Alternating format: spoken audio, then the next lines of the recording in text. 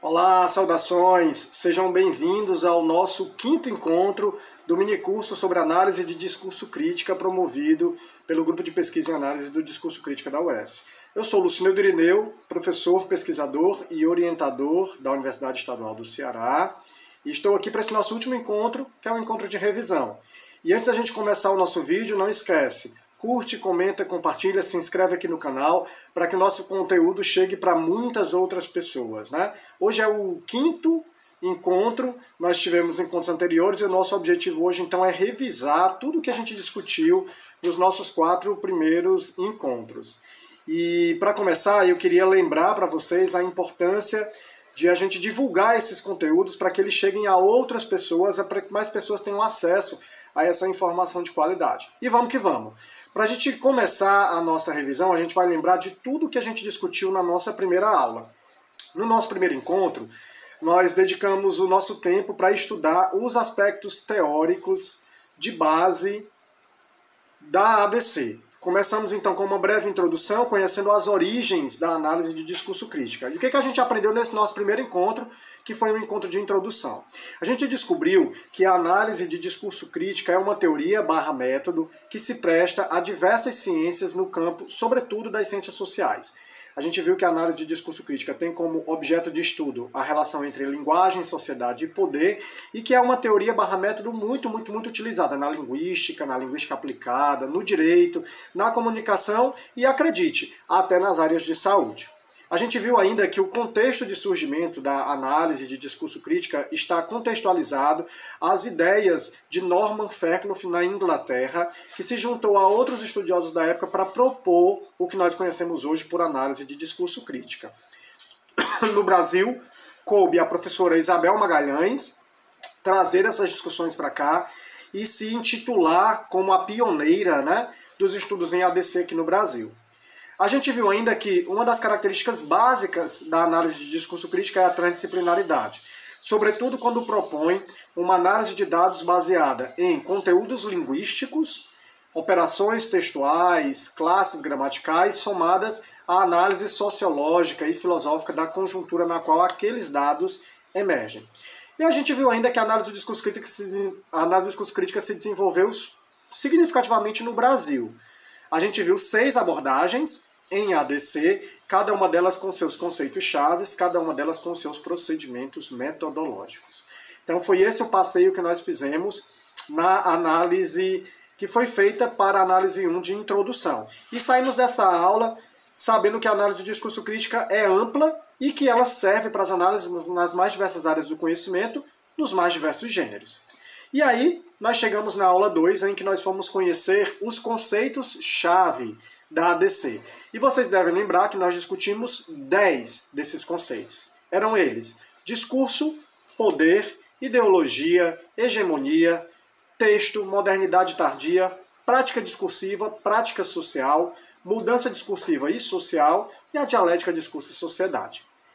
Quando a gente discutiu o primeiro conceito, que foi o conceito de discurso, o primeiro alerta que nós fizemos é que cada uma das 6 abordagens da ADC tem uma visão específica sobre discurso.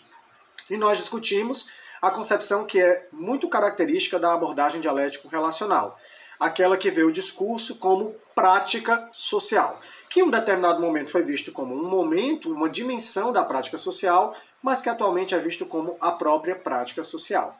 A gente viu que deriva do conceito de discurso o conceito de poder, que diz respeito às formas de dominação, que estabelece essa relação desigual entre dominadores e dominados, que começa sempre através da linguagem.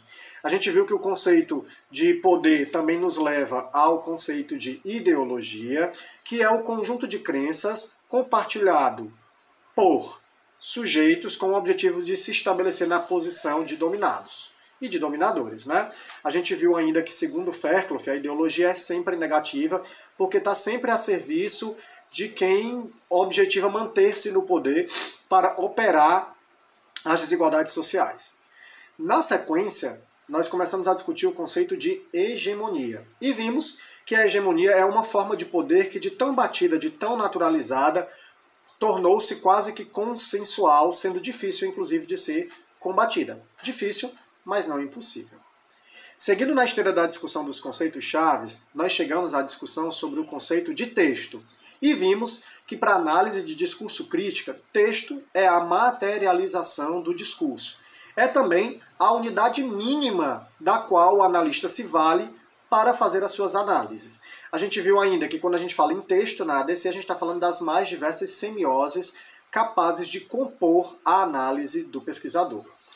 Ainda na discussão dos conceitos chaves, a gente chegou à discussão sobre modernidade tardia.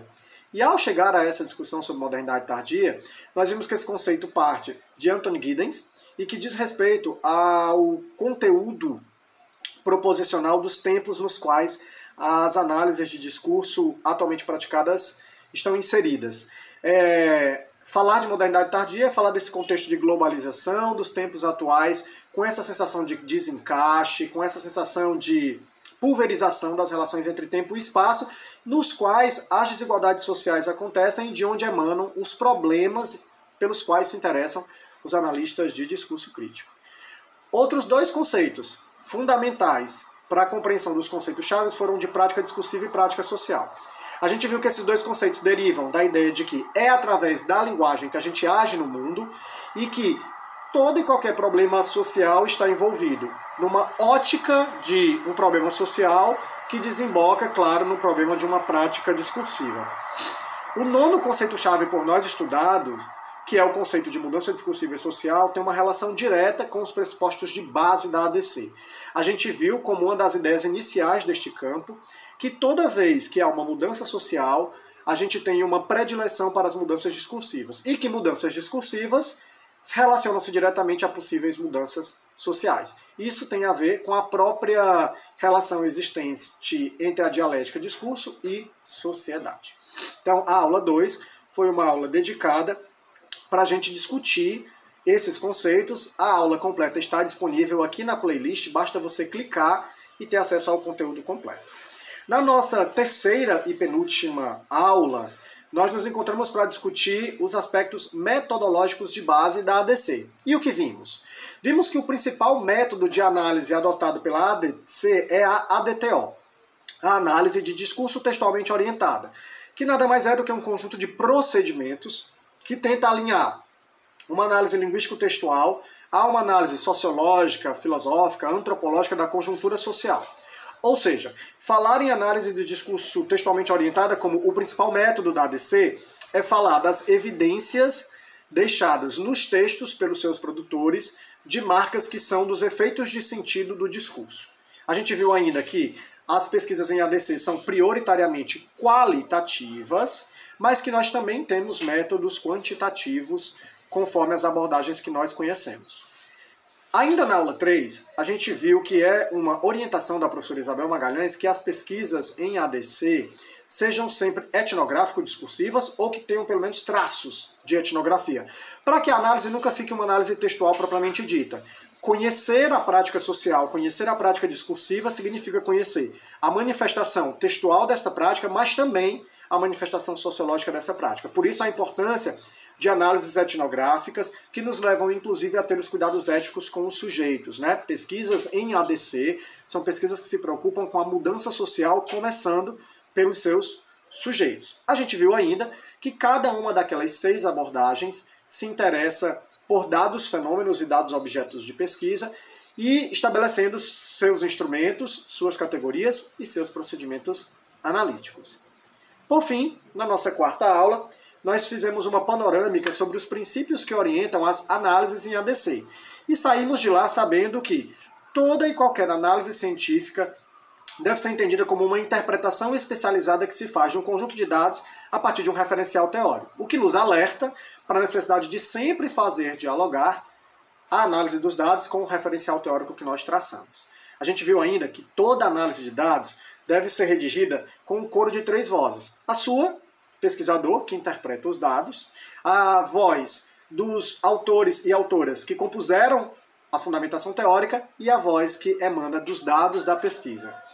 A gente viu que a autoria deve ser um elemento constitutivo dessa prática, a voz do pesquisador deve ser ouvida sempre. E que a gente tem que ter sempre cuidado com essa relação que deve ser intrínseca entre a análise e os procedimentos metodológicos acompanhados das teorias que nós evocamos. E a gente reforçou também na análise de dados a importância da etnografia como método recomendado. Também nessa aula nós tivemos 2 exemplos de análise que vão ser dispostos na publicação do livro que se avizinha.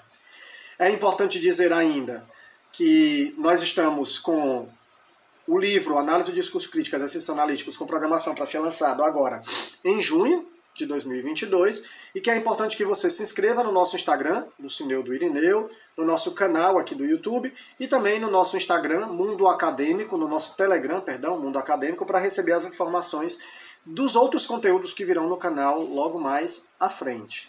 A gente agradece demais que vocês estiveram conosco. Esperem então que nos próximos dias vocês vão receber os certificados, os textos que vamos enviar com um pacote de bônus para vocês, além dos nossos slides.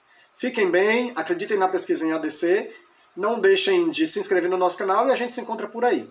Até a próxima. Tchau, tchau.